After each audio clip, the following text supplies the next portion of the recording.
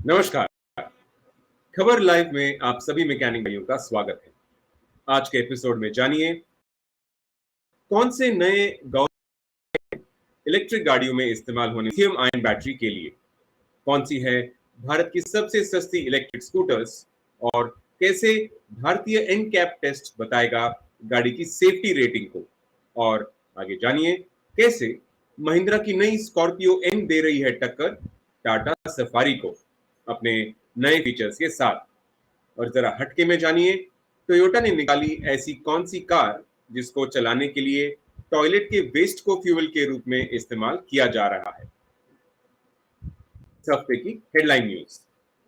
Bureau of Indian standards ने EV गाड़ियों की जलने की समस्या को कम करने के लिए लिथियम आयन बैटरी के नए परफॉर्मेंस स्टैंडर्ड्स लागू किए हैं, जिसका ईवी कंपनियों ने काफी प्रशंसा के साथ स्वागत किया है।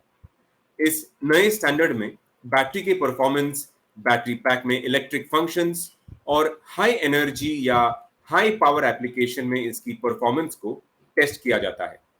ये सारे स्टैंडर्ड रियल लाइफ सिनारियोज को ध्यान में रख के बनाए गए हैं, जैसे कि जब गाड़ी पार्किंग में खड़ी हो और बैटरी का बहुत देर तक यूज नहीं होना है, जब बैटरी को ट्रांसपोर्ट करते हैं, या जब बैटरी हाई या लो टेम्परेचर पे ऑपरेट करती है। इस बात पे Log9 मटेरियल के सीईओ और को फाउंडर डॉक्टर अक्षय सिंगल ने कहा है कि वो इस बात पे कॉन्फिडेंट हैं कि BIS का नया स्टैंडर्ड लंबे समय तक सबसे अच्छा और सबसे सुरक्षित बैटरी भारतीय कंज्यूमर को पहुंचाएगा।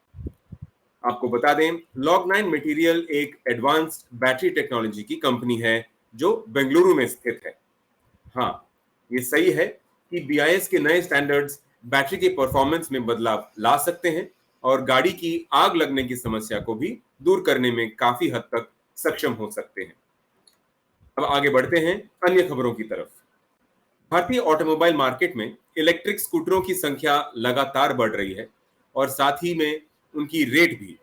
ऐसे में अगर आप या आपके कस्टमर कोई ऐसा इलेक्ट्रिक स्कूटर खरीदना चाह रहे हैं जो आपकी जेब पर ज्यादा भार न डाले, यानी जो कम कीमत का हो, तो आज हम आपको ऐसे ही कुछ स्कूटर्स की जानकारी देने वाले हैं। इनकी कीमत 45,000 रुपए से शुरू होती है, जबकि पेट्रोल वाले तमाम स्कूटर्स की कीमत इससे ज्यादा होती है। तो आए जानते हैं। पहले नंबर पे है एवॉन ई स्कूट। एवॉन ई स्कूट की कीमत 45,000 रुपए। इसमें 215 वॉट BLDC मोटर मिलता है। इसकी 48 वोल्ट और 20 एम्पियर आवर की बैटरी को फुल चार्ज होने में 6 से 8 घंटे का समय लगता है। कंपनी का दावा है कि ये इलेक्ट्रिक स्कूटर 65 किलोमीटर का रेंज देता है और इसकी टॉप स्पीड 24 किलोमीटर प्रति घंटा है। दूसरे नंबर पे है bounce infinity E1। Bounce infinity E1 electric scooter दो वेरिएंट्स में पेश किया गया है। बिना बैटरी पैक वाले इन्फिनिटी E1 की कीमत 45,000 रुपए है और बैटरी पैक के साथ वाले इन्फिनिटी E1 की कीमत 69,000 रुपए है। इसमें 1500 वॉट BLDC मोटर मिलती है। ये 85 किलोमीटर प्रति चार्ज की रेंज दे सकता है। तीसरे नंबर पे है hero electric flash. Hero electric flash की कीमत 46,000 रुपए से शुरू होती है और 59,000 रुपए तक जाती है। दावा किया गया है कि हीरो इलेक्ट्रिक फ्लैश की टॉप स्पीड 25 किलोमीटर प्रति घंटा है और ये 85 किलोमीटर का रेंज दे सकता है। अब आगे बढ़ते हैं अगली खबर की ओर। भारत एनकैप इंडिया की खुद की व्हीकल सेफ्टी असेसमेंट एजेंसी है जो मैन्युफैक्चर की हुई गाड़ियों की क्रैश टेस्ट शुरू करने वाली है। मिनिस्ट्री ऑफ रोड ट्रांसपोर्ट ने 197 पेजेस का ड्राफ्ट नोटिफिकेशन इशू किया है, जो कि पहले ही हमारे यूनियन मिनिस्टर गडकरी जी द्वारा अप्रूव कर दिया गया है।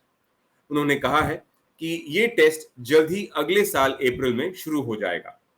इस नोटिफिकेशन में बताया गया है कि गाड़ियों को किस प्रोसेस और स्टेप से निकलना पड़ेगा सेफ्टी रेटिंग पाने के लिए, और इसमें यह भी दिया गया है कि कौन सी गाड़ियों को इस टेस्ट से गुजरना पड़ेगा।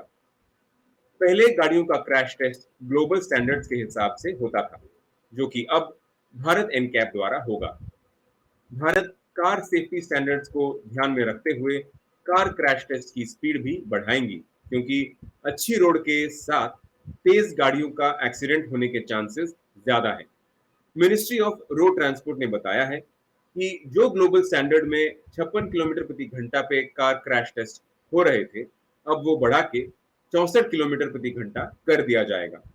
Bharat NCAP test passenger vehicle जिनकी कैपेसिटी 8 पैसेंजर तक है उन पे लागू होगी। टेस्ट के बाद गाड़ियों को सेफ्टी रेटिंग या स्टार दिए जाएंगे 1 से 5 तक। अगली खबर महिंद्रा की नई कार से जुड़ी है। महिंद्रा ने की नई स्कॉर्पियो एन लॉन्च, जो बाजार में देगी टक्कर Tata safari, MG Hector plus और Hyundai अल्काज़ार जैसी कारों को।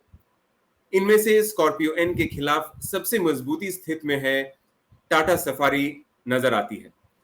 पहले से भी ये दोनों कारें एक दूसरे को टक्कर देती रही हैं। अब दोनों का ही नया अवतार बाजार में आ चुका है। टाटा ने सफारी को पहले ही नए रूप में लॉन्च कर दिया था, और अब महिंद्रा ने स्कॉर्पियो को नए अवतार में लॉन्च कर दिया है, जो स्कॉर्पियो एन है। चलिए इसकी कीमत और इंजन के बारे में बात करते हैं। टाटा सफारी कीमत 15 लाख रुपए से शुरू होती है और करीब 23 लाख रुपए तक जाती है। वहीं महिंद्रा स्कॉर्पियो एन की कीमत 12 लाख रुपए से शुरू होती है, जो मैनुअल ट्रांसमिशन में है, और 19 लाख रुपए तक जाती है।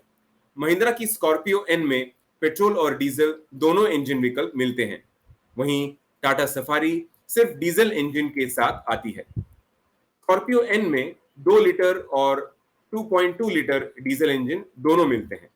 इसमें भी मैनुअल और ऑटोमेटिक ट्रांसमिशन दोनों मिलेगा, जबकि टाटा सफारी में 2 लीटर डीजल इंजन मिलता है। महिंद्रा स्कॉर्पियो एन का ऑल व्हील ड्राइव विकल्प भी पेश करेगी।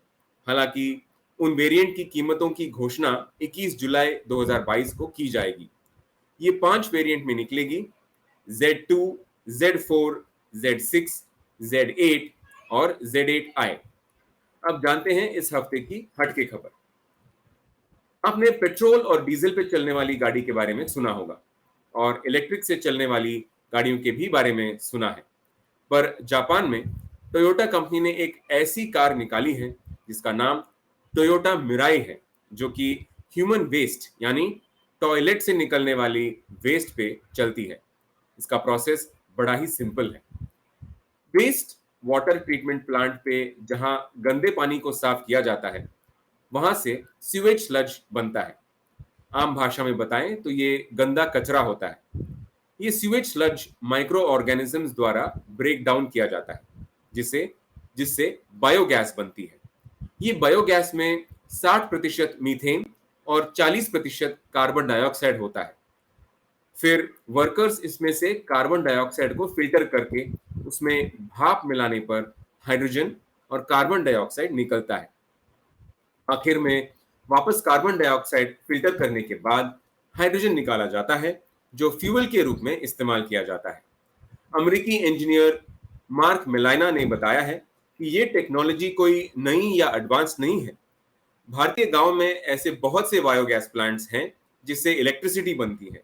उनका इस्तेमाल वे हाइड्रोजन बनाने के लिए भी कर सकते हैं। आज के लिए सिर्फ इतना ही। हम फिर मिलेंगे अगले गुरुवार को एक नई खबरों के साथ। देखते रहें, सीखते रहें मैकेनिक टीवी पर। धन्यवाद।